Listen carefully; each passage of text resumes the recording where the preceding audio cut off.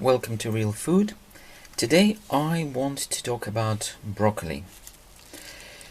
It's a nice green vegetable which has been around for a while, but recently there have been a few very interesting discoveries about very important nutrients that this vegetable can give us. And in particular, there is one that everybody keeps talking about is sulforaphane, and how it's very useful in fighting various nasties, even cancerous growth, etc. So there's a lot of research about it, and there are many articles from a variety of scientists talking about the benefits of sulforaphane. And I'm not going to sort of retell all those scientific articles. I think if you want to find them, you can find them easily. But what I do want to talk about today is the most useful way to eat broccoli, because apparently when you boil it or fry it, you pretty much destroy those useful elements, and you have no or very little benefit.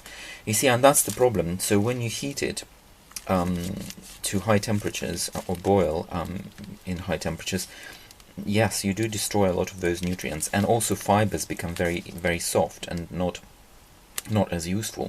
So the suggestion was that you basically eat it raw, which is again quite a difficult thing, because it's quite a hard it's not I mean, you can chew it. I mean, if you've got good teeth, I mean, it is possible, right? That's, but most of you, I imagine, wouldn't like.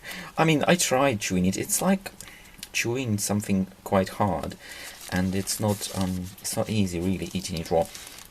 But then I've come across this yet another suggestion, and the suggestion was that you, before you gently cook it, you open it, you cut it into smaller pieces, as small as possible, and you leave it for 30 to 40 minutes.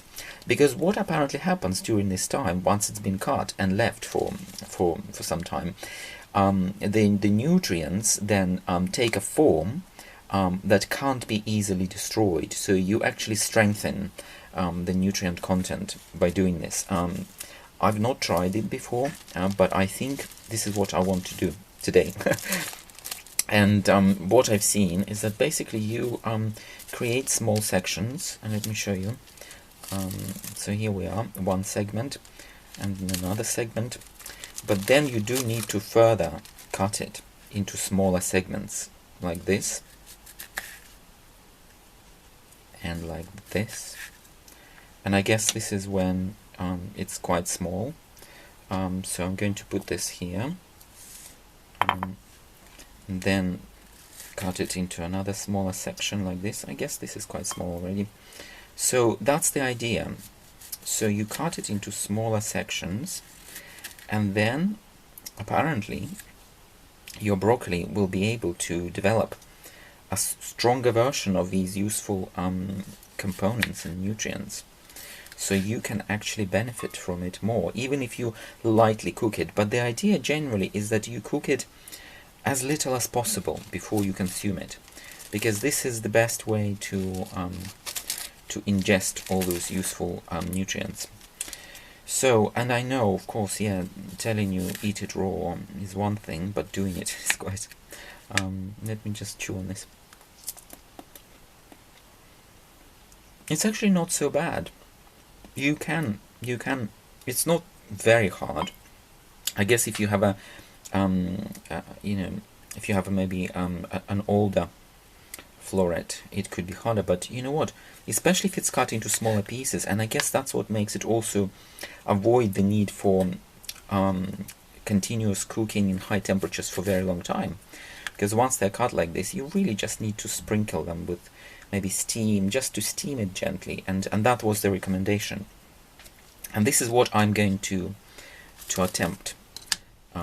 So I will have this broccoli, and you know what, I will steam some of it, and I will also eat a few segments raw. I will just add them to the top of my, what I'm planning to do also today is some buckwheat. Buckwheat is another really useful grain. It actually is gluten-free, as far as I know, and technically, although it looks like a grain, it's actually a seed. so it's not really a grain. It's a seed that is cooked similarly to grains. You can make porridge, and I'll be making nice porridge, buckwheat porridge, later. But for now, this is what was recommended that I should do. I should leave it like this for 30 to 40 minutes and allow my broccoli to use its enzymes and its internal energies to convert the nutrients into stronger shapes and stronger forms, which don't break down so easily when I cook them. So we'll see how it goes.